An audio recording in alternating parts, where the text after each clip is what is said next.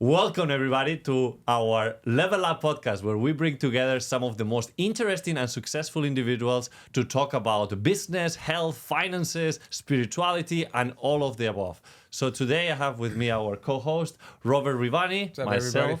Alvaro Nunez, and our special guest, Gary Brecka, the co-founder of 10x Health and now the ultimate human. You've probably listened to him, whether it's on social media or on his podcast, talking all about health and how to optimize everything that you're doing in life. We're going to go deep into his journey and how he has transformed the lives of so many people. And we're also going to get into, which you guys can all agree with me, that without your health, there's no wealth. So, Gary, thanks for joining. Thanks for being on today. I'm really pumped to be here, man. And I've had a great journey with both of you guys too, Yes, you which is have. it makes it Put even that little better. disclaimer right there. Well, I gotta ask you, because for a lot of people that don't know about you, you started in the mortality space. Yeah, I was a mortality expert for large life insurance, which meant that if we got 10 years of medical records on you and 10 years of demographic data, we could tell the insurance company how long you had to live to the month. And it's funny because I get a lot of flack the for month? that. How To the month. accurate? To the month. That's Extraordinarily accurate. I mean, mortality science is some of the most accurate science in the world. I mean, there are big companies that do it, Fasano and Associates, American Biological Services. There are large companies that essentially aggregate data. But if you think about life insurance, life insurance companies have data that virtually no other financial services enterprise has, right? No collegiate university, no research foundation, not even the federal government. They have specific information on the day, the date, the time, the location, and the cause of death for hundreds of millions of lives. And so when you pull that back into somebody's medical record and back into their demographic data, you start to see what kind of lifestyle choices, what kind of mortality factors, how does living with being morbidly obese, affect your chances of longevity? What does hypertension really do? What does hypercholesterolemia really do? What do certain chemicals and synthetics and pharmaceuticals, what is their trajectory and their impact on health? And, big data gives us massive amounts of information on how humanity is performing. And, I began to realize looking at this big data that most of us are not living healthier, happier, longer lives because of what we used to call more modifiable risk factors. So had I been able to just contact that client, which I was prohibited from doing by law, and just speak to them and give them some of the data that I had on their blood work or their genetics or their diet or their lifestyle, it would have made a demonstrative change in the trajectory of their life. wow. So tell me about that, because with all that data, what are the main causes for death? So the leading cause of all-cause mortality is sedentary lifestyle. Sitting is the new smoking. I mean, sedentary lifestyle is the leading cause of all-cause mortality. This is why I say that sitting is the new smoking, right? Because, the less we move, the less we breathe, the less oxygen we have, the more fertile we are for all forms of disease and pathology. I often say that the presence of oxygen is the absence of disease. Wow. Yeah. And I don't think anything is more truthful than that statement, right? I mean, if you look at mood and emotional state, it all requires a high oxidative state in the blood, right? That's why no human being has ever woken up laughing, right? You don't have the oxidative state to experience laughter, but you can wake up angry because anger, despair, jealousy, resentment, these low-tier emotions don't actually require oxygen as a part of their structure. And so, very often, if you look at aging, one of the things that we would look at is we would look at something called the hypoxic curve, which was how well at any age were you managing oxygen? How well were you transporting it? What kind of red blood cell count did you have? What kind of hemoglobin level did you have? We would get data on people and we would say this person is on a steep hypoxic curve, meaning they are managing oxygen very poorly, which has a lot to do with how much you mobilize, it's called ambulation, how much you ambulated. And the less mobile you were and the less your oxidative state, the easier it was to predict the onset of, the severity of, and how quickly you would succumb to disease pathology. So let's talk about that, because Robert and I, before we got in here today, we were talking about let's bring the energy up, right? And one of the first exercises that we did, what was it? Breath work. Breath work. I love so it. we are always having this question: how do we increase our energy levels? Is it as simple as doing some breath work? Yeah. So if you when you say something like energy, I just converted to physiology. So when you say energy, what you're really referring to is the amount of oxygen in your blood. So if you told me, Gary, I had a lot of energy today, physiologically, what you're saying is I had a lot of oxygen in my blood today. So if oxygen equals energy, which it does, then if we want to raise our energy level, right, without a stimulant, without an amphetamine, caffeine, I'm talking about natural energy, healthy cognitive function, deep sleep, then you want to raise the oxidative state of the body. Right. And so what carries oxygen in the blood? A red blood cell. And what does it carry oxygen in? It carries it inside of a fluid called hemoglobin. So anything that would lead to lower red blood cell count or lower hemoglobin would be one of the things that robs you of your energy. I mean, this is the reason why people that are the most exhausted sleep the worst. Oh. Right. So, if you ask a physician that question, here. yeah. Right. So I'm exhausted. I'm like, why can't I go to bed? Like Yeah. there's times where I literally in my head, I'm like, you can fall asleep right on this couch, and my mind's racing for hours. So that's something different. We should talk about that too, because the majority of people have, in the mortality space, one of the really interesting discoveries that kept leaping out, out of these charts and out of these spreadsheets at me was that the majority of the reason why people are not living healthier, happier, longer lives is because of something called modifiable risk factors, right? We just talked about that. Meaning if they could make slight changes, they could completely change the trajectory of their life. And one of them is that we don't get data on our bodies. We don't get data on our temple. And if you were to ask probably every one of your audience members watching this podcast, what's more important, your health or your wealth? What's more important, your health or your business? They're going to say their health. But then when you look at their priorities, right? So health might be their goal, but it's not their priority. Their business is their priority, and priorities take precedence over goals. And so what happens is our health gets pushed further and further and further down the track until it makes itself a priority. Can I question you on that? Because I feel like, at least for me, it was over, let's say your 20s, right? You're drinking, you're partying, you're having fun, you're going through college, you're trying to find your first job. Then your 30s, you're serious about a job, you start making money, and then 40s, family life, it changes completely, takes a different turn. When would you say that you start seeing people really taking their health more seriously and don't just put it on the back burner, but more front and center?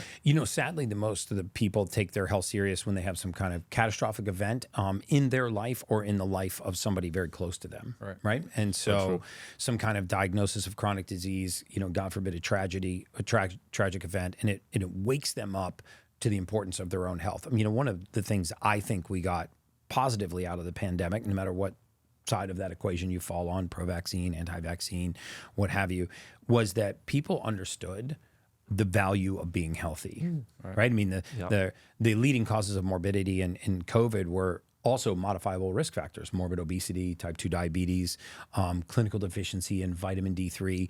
And as we did more and more research on human beings, we realized that, so many of us are accepting these small nagging consequences that are robbing us of our focus, our mental energy, the depth of our sleep, our weight gain or water retention, our response to exercise, our short-term recall. And we chalk all these things up to a consequence of aging, right? Or stress or our environment. It's not a consequence of any of those things. It's a consequence of missing raw material in the human body. And if you get data on your body, you can hunt for that missing raw material and you can put it back and you will thrive in ways you never thought possible. The majority of disease and pathology is not something that happens to us. It is something that happens within us. So for example, when I was in grad school, I always tell the story about having to take all these plant botany courses, which I hated. I was getting a second human biology degree. I'm like, why the hell am I studying algae? But the thing about plant physiology is, let's say you have a leaf rotting in a palm tree, right? And you call a true arborist, a true botanist out to your house. They won't touch the leaf. They will core test the soil. And they'll say, you know what, Alvaro, there's no nitrogen in this soil. And they'll add nitrogen to the soil and the leaf will heal. And human beings are no different. We've just lost all faith in humanity and mankind. We put a lot of faith in chemicals and synthetics and pharmaceuticals. But the truth is that the body has an incredible power to heal itself and to thrive if you give it the raw material it needs to do its job. And so, if you start with the basics, all human beings need 91 essential minerals. We need 2 essential fatty acids. We need 8 essential amino acids. They're called essential because they're necessary for life. For the record, there's no such thing as an essential carbohydrate. I have those. Got it. They're not necessary for life. There goes on my food. Right. So, not that everybody needs to be keto, but people tell me that carbohydrates are essential. They're not. But so those are your essentials. If you start to become deficient in one or several of these, you will get the expression of disease. So, for example, let's say that you're deficient in certain nutrients like methylfolate. Let's take that in your case because it's likely what's causing your sleep disturbance. What happens in the human body is when we create mood or emotional state, which is what's required for focus and concentration, we make neurotransmitters from amino acids. So the main driver of mood is serotonin. Serotonin's made from an amino acid called tryptophan, the one that's famous for making you sleepy at Thanksgiving dinner. Yeah, so could a deficiency in tryptophan lead to a deficiency in serotonin, causing a deficiency in mood? Yes. And then we call this a mental disease or a mental disorder. We don't have a mental illness crisis in this country. We have a lack of mental fitness, right? Human beings don't have the raw materials, the nutrients, the amino acids, the fatty acids, the basics from our diet to thrive. And so we start to go outside of these basics to look for ways to improve our condition. It's amazing. Right. It is amazing. And I'll tell you something. I mean, you are a library of information. So for a lot of people out there that are listening, it's like, man, this is too much information. Like, where do I start? And this is fascinating because that's how you transition from being in the mortality space with insurances to start 10x Health. And then now with the Ultimate Human, talking about things that are easy to understand and people can take action. So tell us a little bit about that transition into the business, which is now thriving. Yeah. I mean, that's been a real blessing. And, it's brought me a tremendous amount of humility because, lots of things have happened in my life that I'm just so thankful and grateful for. I mean, probably the greatest of which is that my kids are following in my footsteps. They work for me full time. They're in school full time.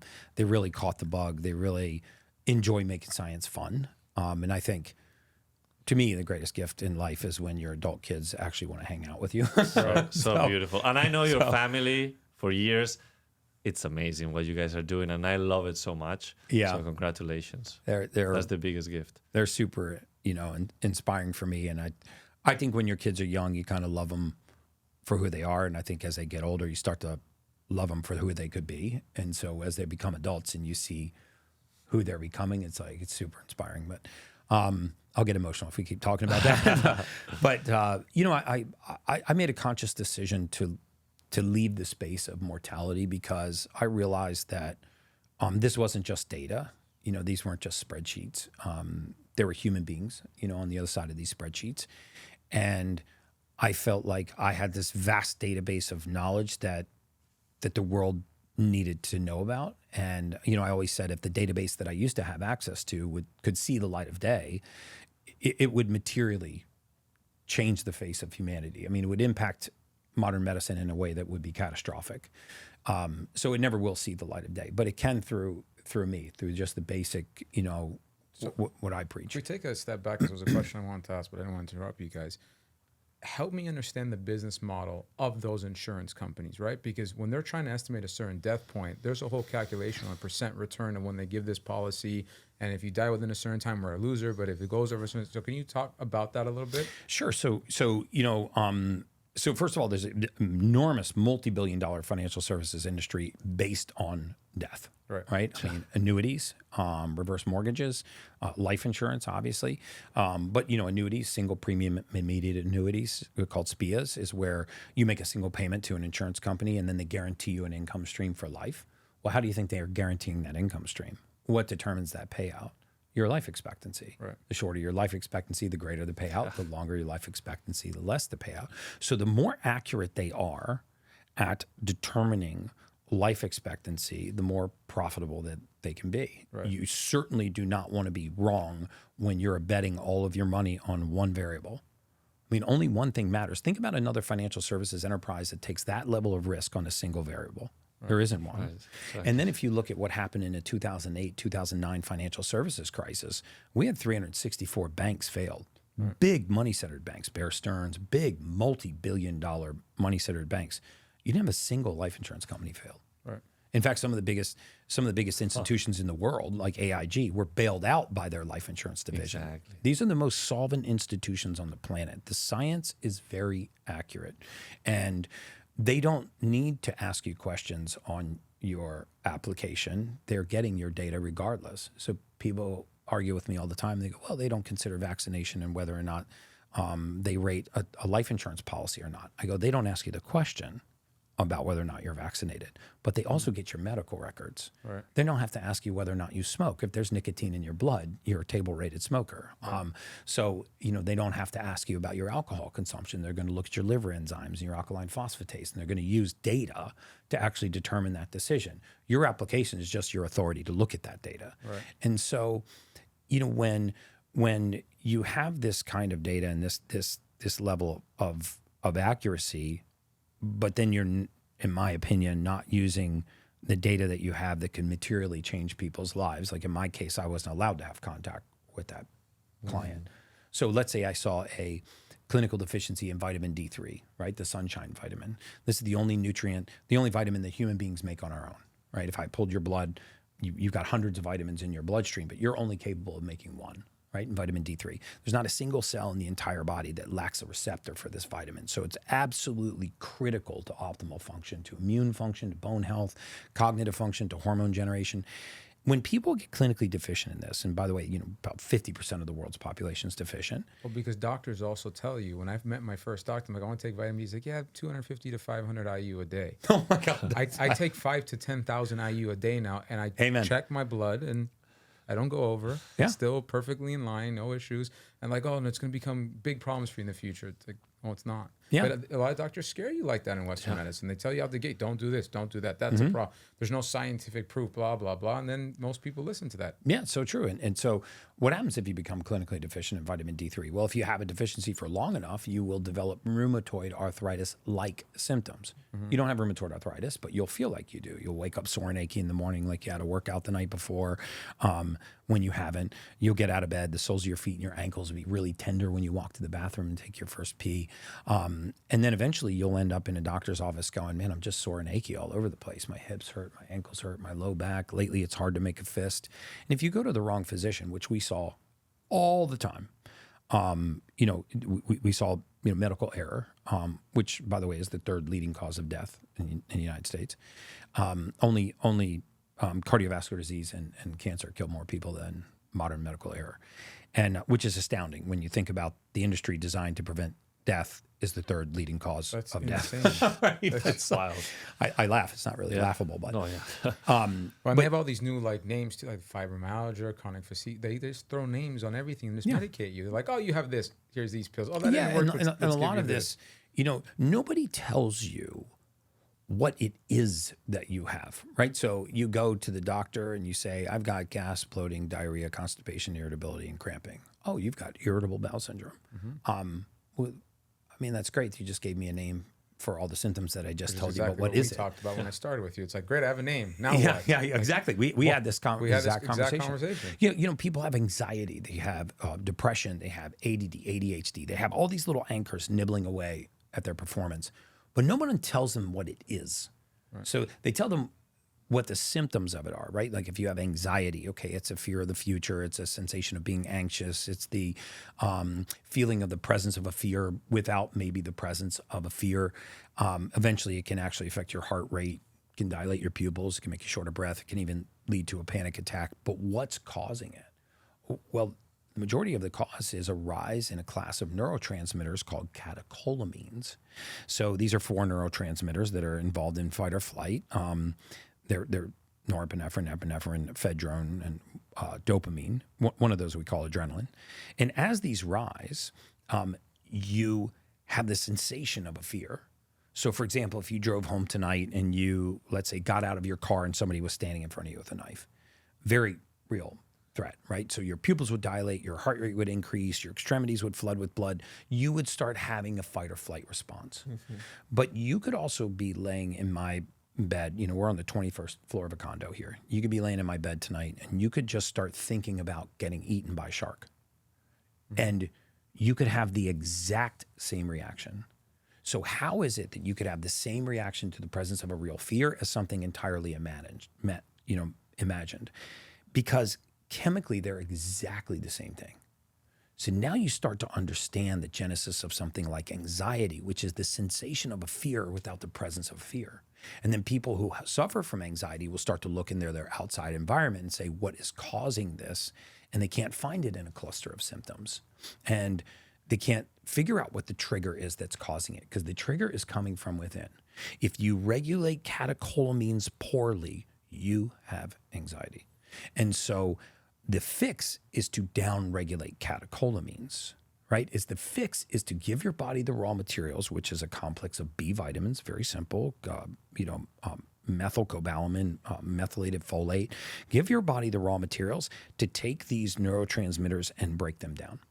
Well, this is a great way to segue, because IBS, when I was diagnosed with it, I had heard stories and read reports that it was first a psychological disorder. People thought it was in your brain, and it wasn't real. It's not really in your stomach. You're thinking it.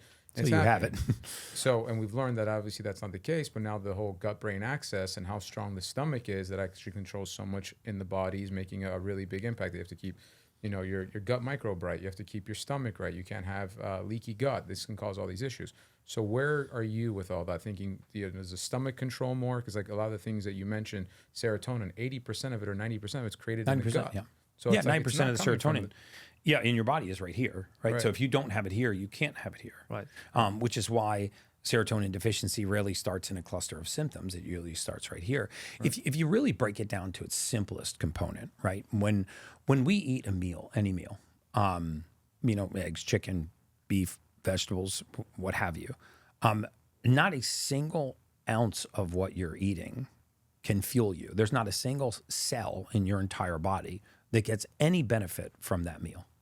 When you're actually eating a meal, you're not feeding yourself. You're feeding your gut bacteria. Mm-hmm. That is the only thing that can break that food down into a compound that can then enter the bloodstream. Okay, so now that compound is broken down. So your cells can't use chicken. They can't use vegetables. They can't use oils. They can't use the compounds that are going into your body. Your gut bacteria uses those, and then your gut bacteria converts those into a compound that can traverse the luminal wall of the gut into your bloodstream. Now you have compounds in your bloodstream. They're floating around the bloodstream. You still haven't been fed. Right. So now these compounds that are in your bloodstream, amino acids, sugars, what have you, they go through the cell wall, they get into the cell, and they eventually become, through the powerhouse in the cell, something called the mitochondria, they become a single source of energy, which is the only thing that feeds you. It's called ATP. Right. So human beings are only powered by one energy source. It starts with food, but food is like crude oil.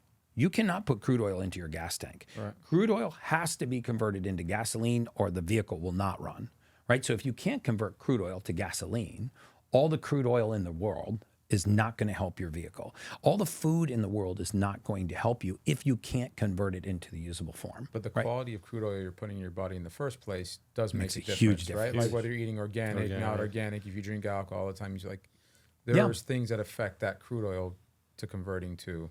No question. And this is why, simple choices. People think it's super expensive to eat healthy. It's super, expensive to filter your water or drink bottled water. And it's actually not true. I mean, I do this thing on my Instagram called lateral shifts, where I take any food or any snack that people like to eat, and then I just move it to a more nutrient dense food. And I promise them that I won't change the flavor profile and won't change their budget, won't add a dime to their budget. I was listening to the one you posted yesterday for the cereals. Yeah. For cereals? I love cereals, but it's not a good choice. And then you were giving some great alternatives. That's great. Yeah. We just did cereals and we went to like grain-free alternatives. And people were like, oh my God, this tastes exactly the same. Or they're eating processed yogurt. We'd buy whole fat Greek yogurt and throw a fistful of organic berries in there and a teaspoon of monk fruit. And you put the two side by side, you can't tell the difference. And you're getting out of the processed food and food dyes and what have you. And so what's happened evolutionarily is we have we're sort of micro-poisoning ourselves to death, right? So think about these bacteria. You don't feed the bacteria, they're not going to feed you, right? So what we put into the gut matters, because that's the first stage of us eating. We don't eat, we're the last in line to eat, right? First the bacteria eat, And then they make compounds that enter the bloodstream. And then the bloodstream feeds those to the cell. And then the cell turns those into an energy source. Now we're eating. We're eating off the ATP, right? That's what we're powered by. And Gary, we know, like the most people know how important food is. Why do you think the United States food system is trying to kill us? Because that's one thing for me. It's like, we're a smart group of folks here. And every time I go overseas and I eat in Italy or Europe, like I can handle gluten, I can handle a lot of foods. Then when I come back to the States, I'm like, this is disgusting. Yeah, I just can't eat this. I think the entire incentive process is totally upside down, right? I mean, you think about, and I'm not against modern medicine. Sometimes it seems like I'm anti-modern medicine. I'm not. If I start to get pain going down my left shoulder, I'm going to the emergency room, right? If I had a windshield at 20 miles an hour, I want a surgeon and I want painkillers. But if you look at how the system is set up, right? So you have the manufacturers of the medications designed to treat disease with no fiduciary responsibility to the people that they are responsible for treating. Their fiduciary is to an investor, to a shareholder, to earn a profit. So already you have this discontinuity in the system, right? Because if I'm making something that is in service to your health, but my fiduciary responsibility is to an investor that you don't know, that's not connected to your outcomes, you having a benefit or a detriment, then legally, by the way, that's legally, you have a responsibility to the shareholder, you have a responsibility to your investors, then already you have this juxtaposition in, well, what's your intention? If I was more in line with your outcomes, rather than the return on the capital that's invested in my company, then you wouldn't have such a discontinuity in the system, right? So you can't have the fiduciary for health maintenance in the hands of, an investor or a shareholder who has no interest in the health outcome. Right. And think about it, if we're all healthy, doctors aren't going to make money. Hospitals aren't going to make it. If everyone just walked around with no disease, no nothing, $1 trillion industry, multi-trillion dollar industry, gone. Type 2 diabetes is a $110 billion annual industry. Right. I mean, let's not fool ourselves that there's a meeting going on in some pharma boardroom right now to put that out of business. They're not looking for ways to get that off the balance sheet. Right. But if we would, if you look at how spending doesn't equate to outcomes, in the United States, we spend roughly $4.5 trillion a year on healthcare. We're ranked 52nd in the world in life expectancy. We lead the world in 5 or 6 major categories. We lead the world in infant mortality.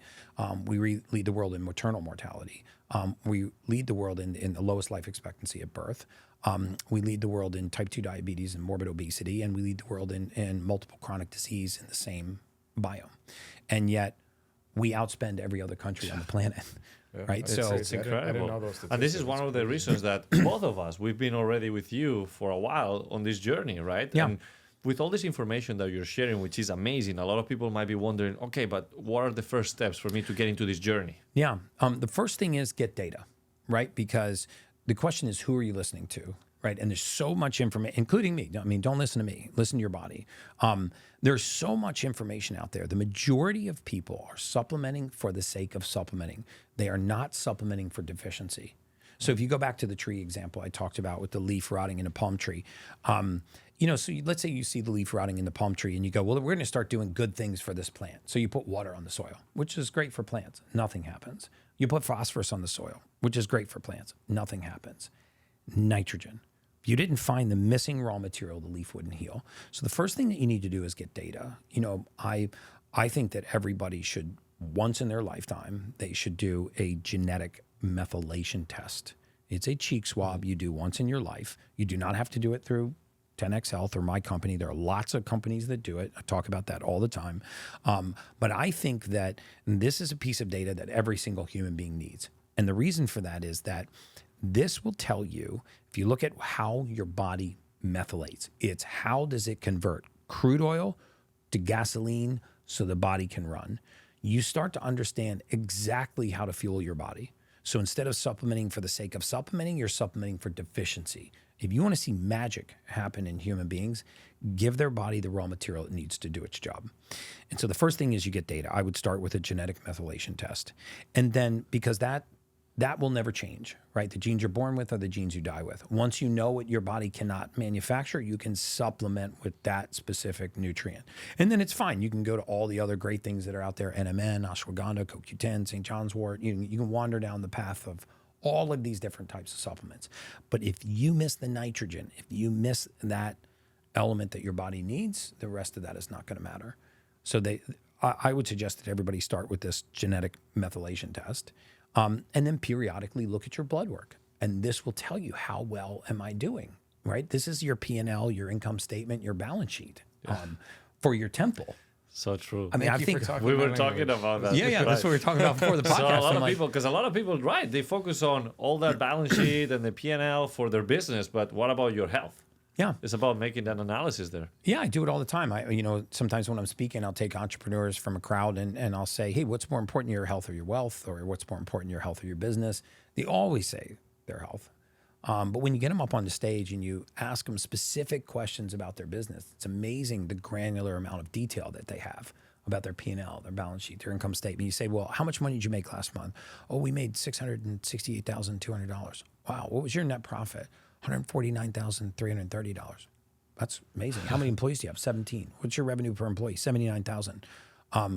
What's your hemoglobin A1C? Blank. What was that? Yeah. Right. You're 37 years old. What's your testosterone level? Where's your insulin? And they're just blank. So they have more data on their business than they have on their temple. And the temple's what's really going to take them there. You invest in the temple and self-care, the business will take care of itself because you will outthink, you will outwork, you will outdiscipline, you will outgrind your competition because you have a physiological advantage. True. And it's very powerful also to see what you've done because a lot of people might not have known you from working with some big celebrities, some big names that talk about you and how their life has changed. And when their life changed, their businesses have changed as well. Yeah. I mean, the same happened to me when my perspective changed, my whole life changed. When I stopped focusing on being wealthy and started focusing on people's well-being, that was ironically when I became wealthy. I was going to say, because I've known you already for a few years and your transformation has been amazing. Like you've been going from here all the way up and you're still growing. And this is also one of the things that I wanted to talk about. You're leading by example. You're not just a very knowledgeable human that knows all about this. You're also having a very successful business, including multiple businesses now. So tell us a little bit more about the business side of things. How have you been growing over the last couple of years so quickly? Yeah, I think, on the business side of things, for me, there's a really interesting study called the Spain Scale of Emotion. It stands for the scale of positive and negative emotion, and it looks at a principle in physics called constructive interference. Okay, and this is a law in physics, and it basically says that if two frequencies of equal wavelength meet, the size of the frequency doubles. It also says that if two frequencies of opposite wavelength meet, they cancel out. We know that mood and emotion are frequencies. There are frequencies tied to these. And if you believe in the universal law of attraction and what attracts things to you or repels things away from you, it has a lot to do with the state that we are in. And when you begin to understand that authenticity is the most powerful frequency to leave a human being's body, then you really understand that if you're in an authentic state, you're very attractive to the world around you. Not the physical sense, but just, attractive. And, we call this intuition, right? We'll say like women are more intuitive than men. They're not actually more intuitive than men. They're more sensitive to frequency, right? It happens with my wife and I all the time. Like, we'll meet somebody. I'm like, dude, this guy was freaking amazing. We'll sign the contract. And she's like, nope, he's going to stab you in the back in 6 months. I'm like, what? In the car, he had nice shoes and suit. I mean, it was, And she's like, there's just something about him. And I'm like, what? And she's like, I don't know. It's just something about him. His eyes are close together. What was it? I mean, like, how do I pick up on this? And and every time without failure, 6 months later, that relationship's gone to shit. And it's about being, not intuitive, but in tune with the frequency. And I was in a very inauthentic industry for years. All I wanted to do was to be wealthy. I wasn't creating the wealth that I wanted. I was not in service to humanity at all. I was really in service to myself. I wouldn't say I was being a particularly great father because I wasn't being a great leader. I wasn't a particularly good partner.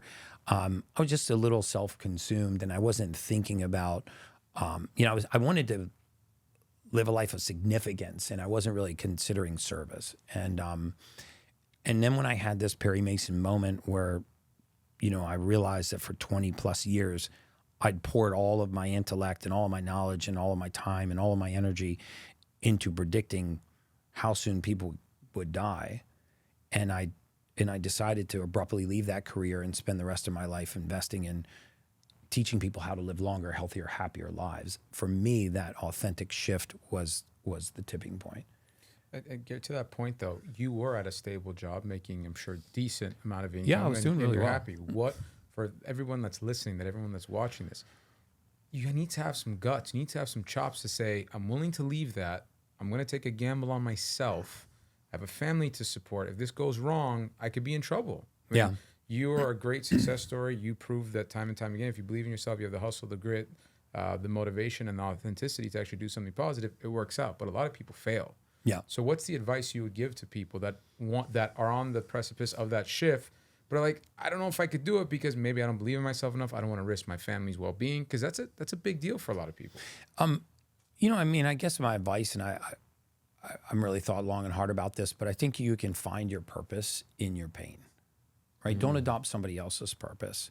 Solve a problem that you have in your life. And I had a big, self-esteem, self-worth, contribution issue. As you start to get older, you're like, what's the meaning of my life? Like, what am I really doing here? Am I just picking up a paycheck? And I think when like I have the podcast, The Ultimate Human, and I think the greatest guests that I have on the podcast are the ones that have solved the problem in their life, and they went on some kind of major journey.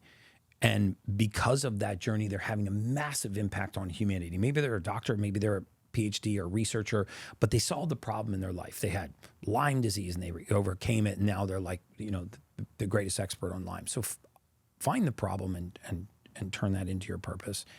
And I think the greatest piece of advice I was ever given, my dad told me one time, if you want to shrink your problems, grow your purpose. Wow. And all of the other problems in my life shrank, the risk of not making rent, the risk of not making payroll, the fact that we were, 60 days away from missing our mortgage payment. Those were all the problems going on in our life at the time. How could we get somebody to walk through the door and pay $1 for our service when we opened in a strip mall in Naples, Florida. And we just shrunk those problems constantly by focusing on the purpose. And we do it with the team all the time now. It's like, what is our mission? What is our purpose? Why are we here? And when you start meetings off like that, problems shrink, right? Man, that's so powerful. And I want to repeat it once again, like, find your purpose in your pain. Like, that's very deep. And a lot of people don't even know where to start to find that purpose. And you just summarize it so nicely right there. So thank you. And, I didn't even know that the term wealth was derived from the, well-being. To be well in being is to be wealthy. That's where the term well-being comes from. And so, it's, as I look back now, it was like when I made that shift to focus on people's well-being, that's when the wealth came. And I think if you really want to add passion to that, then you find something that you would otherwise do for free and you monetize it. So let's talk about the wealth a little bit. Let's get into the finance and the fun of it all. Here we The go. money man. Let's go. So, look, at the end of the day, while I appreciate the words and it's awesome, somebody's got to keep the lights on, right? Like you're creating a business. That's not a joke. That's a serious. You have to hire employees, have to understand marketing, distribution, getting orders on time, making sure profitability is there. That's a lot of stuff. Yeah. So going from the world that you were in, which would sound like you were on your own, making your decisions, versus creating a company, managing employees, that's a blessing in itself to have to handle. Yeah. It's a lot of work. So how did you shift from that to entrepreneurship and getting your own business while you still practice and preach what you love? Well, I didn't decide to open a nonprofit. My heart wasn't in that bad a shape. But, I came home one day and I told it was girlfriend at the time, became my fiance and now my wife, who I started the business with. But I remember the day I came You can home. say her name, Sage. Sage. She's amazing. Sage's working her. Yeah. I love her. She's great. She's here somewhere running around. She's actually in the cold plunge, I think. Oh, okay. She was in the sauna when I jumped on the podcast. So she's got all the wealth. yeah. Yeah, exactly. You're still working. So you're doing great, babe. I'm getting in the Keep sauna. hustling, boy. Yeah, I'm fine. I'm going to do a video of me in the sauna. But, I told her that I was quitting my job and I wanted to start a wellness company. And she was like, wanted to start a wellness clinic. And I'm not licensed to practice medicine. I mean, I'm a human biologist. I'm not licensed to give medical advice or to practice medicine. So I had to go find a doctor and then train the doctor and get him to put his license on the line and then get a PA and a nurse practitioner. And, we opened in this little strip mall. But I don't think there's anything wrong with, being wealthy or wanting to be wealthy. I think the Bible says the love of money is the root of all evil, not money. But so I always envisioned, but I just knew what I didn't want to do. And I also knew that I wouldn't do my previous job for free. But when I opened this wellness clinic, it's like when patients, or clients started coming through the door and I started talking about what we would do, it was just so deeply satisfying. And you can do that with working out. You can do it with fixing cars. You can do it with, stream racing. You find that thing that you would otherwise do for free and somehow monetize that. I believe that the money comes because the message is authentic and the amount of business that it attracts, right? Like I don't really feel like I really work a day in my life. I'm excited to be here. I could talk like this for hours. This doesn't feel like work to me. And so, when we started the business, about 5 months into the business, we realized that, my wife, she wasn't my wife at the time, she is now, thank God. But she came to me one day and was like, hey, babe, I'll run the numbers. We're 90 days away from either missing payroll or missing our mortgage payment. And we can't do both. So you decide, are we going to miss the mortgage payment or are we going to miss payroll? I go, well. Can I guess which one it was? Yeah. Mortgage payment. Yeah. I said, well, we're not missing payroll. And so we ended up, having to fire sale, our house. We moved from a beautiful 2-story, 5,500 square foot, gorgeous home in Riverstone in Naples to a tiny little 1-story rancher. My kids hated it. And kids came out of private school, they went into public school. And, but I just knew inherently that the message was right. Like just the frequency that I was getting back from people, the fact that I would just go to bed so satisfied, I'd wake up every day and go, fuck yeah, another day. I just knew we were on the right path. And I'm obviously sorry that happened to you, but I can guarantee that hunger it put in your belly and that fire, you can't get that any other way. When your back's like against the wall. I mean, I hear guys talk about burning the bridges. I mean, I didn't burn them on purpose. They caught fire on their own. I mean, there was no turning back. I wish I had a little bridge to get back, but we didn't have a whole lot of savings. We had done pretty well for ourselves. We didn't have a whole lot of savings, but when we did the build out for the clinic, it was supposed to take 9 months. Of course, it took 18 months. And then you're starting to pay rent and you don't have a business. So you're paying rent and overhead and electricity and contractors. And then, you got to get somebody to walk through the door. And I'm like, well, I'm a human biologist, not licensed to practice medicine, but I want to tell you how you can live a longer life. People are like, and if you said this stuff like 7 or 8 years ago, people would think you're crazy. Like, I feel like social media has made such a big difference. And, there was a point where you're on my feed all the freaking time. I'm like, this dude shows up all the time. Why is he here all the time?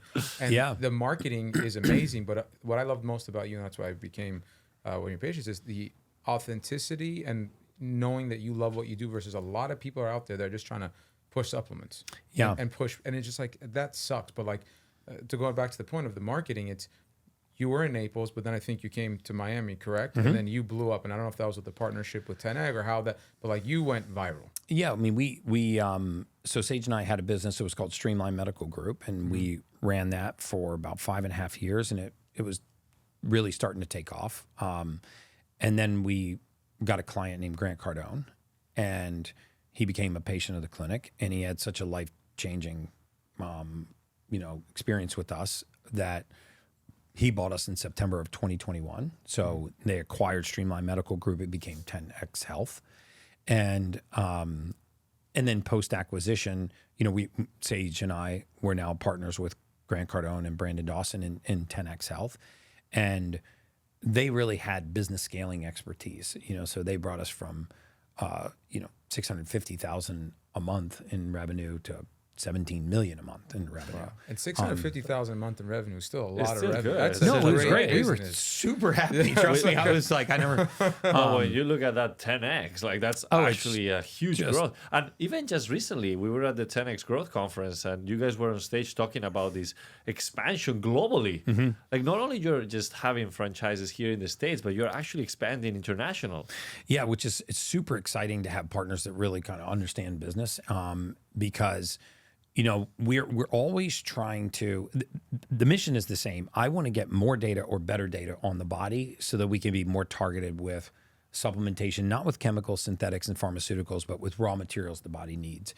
And so we've just completed an acquisition that will give us locations in 47 countries. So now we're in 47 countries.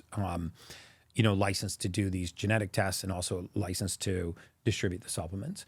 So there are 47 countries that have physical locations, an incredible lab in Austria that has an insane ability to get down to the micronutrient. I mean, the geneticists that developed this, the credit doesn't go to me, it goes to these genetic researchers that have, they have 3 randomized clinical trials for every nutrient that they use to respond to a gene deficiency. So now a spit test or a cheek swab will look at your genes, and let's say, for example, that you can convert omega-3 fatty acids from fish. You have difficulty converting them from fish, but there are other omega-3 sources that your body converts very easily. Well, then they'll give you that version of that fatty acid. And if your body can't convert folic acid into methylfolate, then they won't give you folic acid, they'll give you methylfolate.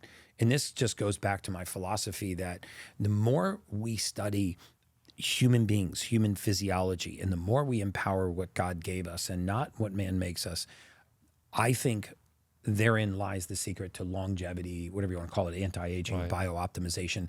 It's found in optimizing the systems in the body that God gave us. And we've spent so much time studying non-human events. Like some of the worst research we do on human beings is where we take things out of the body and we study them in isolation, right? You take a cell out of a person, you study it in a petri dish. Well, cells don't behave in isolation. They behave in communities, just like human beings. We knew in the mortality space that if you want to cut somebody's life expectancy in half, and I mean in half, at any age, just put them in isolation. Right, so we shouldn't study cells and organ systems and things in isolation. It leads to very poor research. Like LDL cholesterol up, we push LDL cholesterol down, we have an impact on cardiovascular disease. Yeah, but now you've impacted cell walls, cell membranes, hormones, and vitamin D3 production. And what are the downstream consequences of that? Whereas if we look at the human organism as a whole organism and say, what nutrients, what raw materials can I give it to so it can better do its job? And this is exactly what you're talking about in the business. You need to have the right partners. That's how you look at the big vision, right? And I love this guy. He's so passionate. You're so passionate. I mean, we could be talking. I like my we wife could be says I eat talking- people's faces. No, we I could will be eat your talking face. forever about these things, and I love it. And this is one of the reasons that I believe 10x Health has been growing so much because you've put the right partners to focus on what they do good, and you're great at what you do. I see you in all the big conferences talking. I see you in all the podcasts. I see you everywhere because that's who you are. You are sharing the message, your knowledge, and this is why I find I just so want to get the message out, wonderful. No. And this is what we're doing here today, Yeah. right? So I just want to take it a little bit farther because with you being this spokesperson, always talking about how you can optimize your health, you also break it down into the most simplistic way or the most complex way. So you can have both angles. Yeah. So for the business, we're in real estate. Right? Okay. Like we want So is my to, partner. we want to optimize our health in our home. We don't need to go all the time to a clinic. How being in real estate can be elevated through the biohacking, through what you're doing? Is it having specific products at your home? Is it having a specific routine? How can we implement this into the real estate world? Well, so first and foremost, you have to develop a consistent self-care routine, right? And most people think that self-care is selfish. It's actually not. It's very selfless. It's the philosophy that you should put your oxygen mask on first before you assist your own child, which is not the instinct of a mother in an emergency, right? But if mom passes out, she's no good to the child. And we need to adopt this philosophy towards our temple so that it can service us in our business. And so I developed just a couple of very simple rules. Like I look at food, for example, as whether or not it's going to serve me or whether it's going to steal from me. And if you're in service to the temple, then I let you in. If you're not, then you don't come in under any circumstances. And I believe that we need to develop a sort of an invisible fence around ourselves, and we need to try to filter the environment before it makes it to the temple. Because if not, then our bodies will be the filter, right? So you don't have to filter your tap water, but if you don't, your body will separate the chlorine, the fluoride, the microplastics, and the pharmaceuticals for you, just at a cost. If you don't filter your relationships, and then through the physics principle of destructive interference, those relationships will destroy you. They don't feed you; they will destroy you. And if you don't spend time on self-care, and then eventually that will cost you a price as well. And so simple things like, what can you do for free? Like anybody that's listening to this, I think you should add 4 things to your life starting tomorrow that will cost you nothing, that will permanently change the trajectory of your life. So we sell something called the Superhuman Protocol, which you're I've been doing it. I have it at home. I love it. on, and so it's a you can see the results, by the way, doing all these crazy races. Yeah, you're killing which we'll it. talk later. Oh, about. I want to talk about the 7 continents. We'll do it in a minute. I'm going to be on the plane, not on the ground in racing. We'll explain what we're talking about in a minute. But carry on. What are the 4 things that people should be doing? But so you think about it. You know, we have a red light therapy bed that's $100,000. We have a Hypermax oxygen that's $5,000. We have a PEMF mat that's $5,000. We have a cold plunge that's $5,000. But I always tell people, if you want to get the benefits of all of those things, like what are they doing? You know, why should you be using them anyway? We're just mimicking what we get from Mother Nature, right? We're just bringing it into a convenience. And so we can use Mother Nature for free, right? We get 3 things from Mother Nature. We get magnetism from the earth. We get oxygen from the air, and we get light from the sun. It is astounding how connected human beings are to those 3 things, and how distance from those 3 modalities has a dramatic impact on your health. So if you don't want to spend $130,000, which probably 99% of the people listening to this podcast don't, you can get it for free by taking your shoes off and touching the surface of the earth, right? Earthing or grounding is a very real thing. When you take your shoes off, you touch the surface of the earth, you actually discharge into the earth. You change the polarity in the body. Remember, pH stands for potential hydrogen. It's a charge, right? You can't change the charge in the body by drinking alkaline water. You can by contacting the surface of the earth, and it's free. The second thing I would do is I would try to wake as close as you can to the cycle of the sun, because in the first 45 minutes of the day, there's a very special type of light called first light. There's no UVA, there's no UVB rays, there's no damaging rays. There's just healthy blue rays, not the kind of blue you get from your phone, but healthy blue rays from the sun. And expose your skin to sunlight. We are very photovoltaic beings. You want to feed your mitochondria, feed them light, because when certain wavelengths of light pass through the skin, it gets rid of junk gases in the mitochondria and forces oxygen in there. I didn't know that. So take off my shirt next time I go ground. Take I off ground your all the shirt. time. Come on. The truth is, most of us are not getting enough sun. It's not that we're That's getting right. too much sun. I mean, D3 deficiency is pandemic, right? I mean, half the world's population. My neighborhood sees a naked Look man. but look where we live. tanning We live in Miami. outside, touching the grass.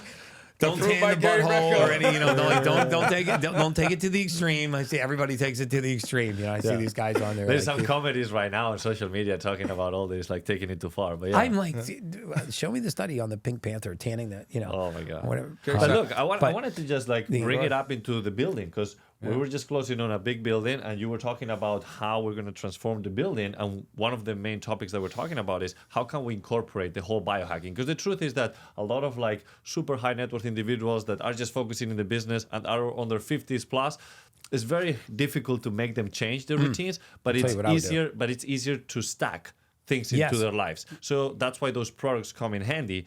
And we were talking about how we can incorporate them. So I'm buying a $65 million office building tomorrow, actually. Wow. Yeah. Awesome. And one of the biggest parts of that office building that I'm incorporating is health and wellness, but for an office building. So I have a cold plunge, infrared sauna, jacuzzi, oxygen there, full blow Dude, gym, awesome. massage room, but in an office space, which doesn't exist. It doesn't. And the reason why I do it is because I know for the most part I'm a lazy SOB. And the only way I'm going to do it is if it's convenient there. right there. It's Yeah. like, oh, what excuse do I have? I'm off work. I might be like, oh, I'm tired. The gym's right there. I can do the cold plunge. I can do it in the morning before I come to work. So awesome. But I'm giving you that opportunity. And I think that's important because a lot of wealthy people, we get lazy. We have so many things going on. Oh, this is more important. This conference call is more important. That you don't prioritize your health. Yeah. I mean, 25 minutes in the morning. So touch the surface of the earth, expose your skin to sunlight, do a round of breath work. You can do all of these at the same time, right? I mean, True. And we use the term biostacking. Yeah, biostacking. It doesn't take a lot of time. I do 3 rounds of 30 breaths. It's a Wim Hof style of breath work. There's videos all over the internet. It's free. He deserves the credit for that.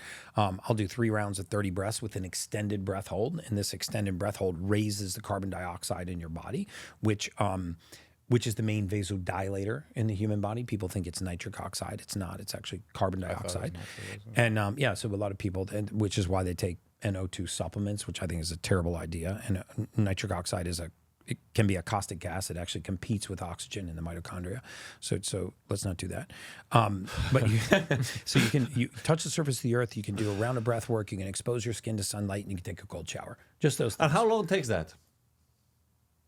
20 minutes. That's it. No more than that. 20 There minutes. is no excuse. You're That's going what to I'm take a saying. shower anyway. Yeah, You're exactly. going to breathe. And I love might as that well do little it game you intentionally. have, which we will go around the house. We'll be doing some biohacking before we leave today. Yeah. And you'll show us, because the reality is that a lot of people think that this will take such a long time, but in reality, you can just implement it into your morning routine. It takes 15 to 20 minutes of your time, and it supercharges you for the rest of the day. Yep. Hydrate and add something called Baja Gold sea salt. With or some Celtic hydrogen salt. water, which we have hydrogen here. water. That's another secret.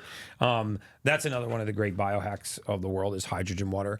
You can go to hydrogenstudies.com. Because every time I talk about hydrogen water, people are like, there's no way that it has that many benefits, or they want to talk about alkaline water or spring water, other types of water. I think absolutely the most beneficial fluid you can put in your body is hydrogen water. And if you go to hydrogenstudies.com, don't take my word for it. You can select out animal studies. You can choose the human studies. You can actually go to clinical trials. You can look at neuroinflammatory conditions. You can look at gut bacteria. You can look at mineral and nutrient absorption. It's not expensive to get one of those. I use the Echo. But things like mineral salts, we need 91 essential minerals. You can get these from a Celtic salt. You can get it from a Baja Gold sea salt.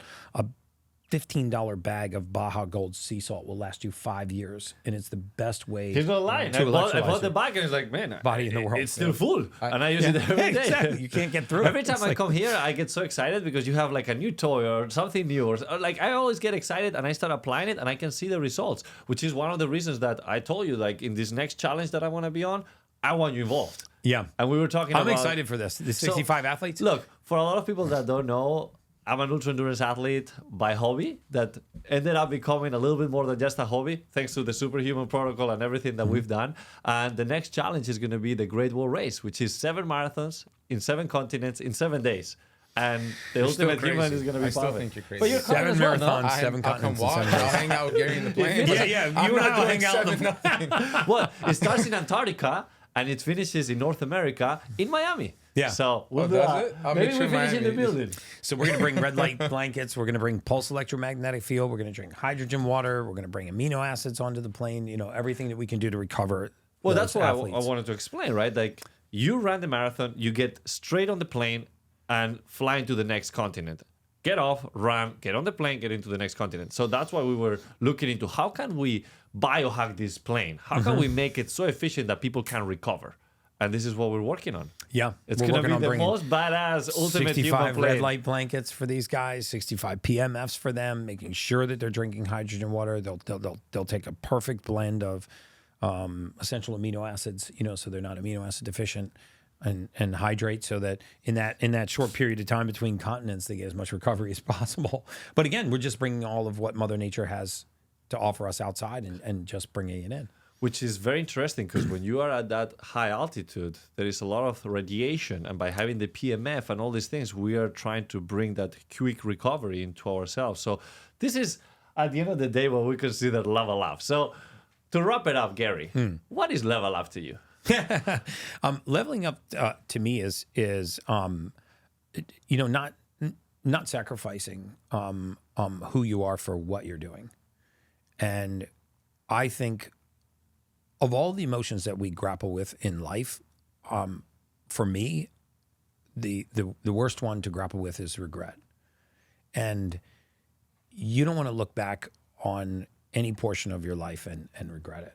And so if you find that thing that you would otherwise do for free and monetize it, if you just dig into your pain and find your purpose, and you go out there in an authentic way, into the world, you're talking about a leveled up level of satisfaction like I don't think that you're ever prepared for. Right? Wow, that's powerful. So I wasn't prepared for that question. That's my answer. But that was great. And listen, I gotta say that for everybody tuning in, make sure you follow Gary Brecka on all social media. Check out his podcast, The Ultimate Human. Check out 10x Health and everything that they're doing. And thank you again for being here. Thank you, Gary. Awesome. The one and only Gary conversation. Brecka. Appreciate you guys. Thank you so much for coming out. This was awesome.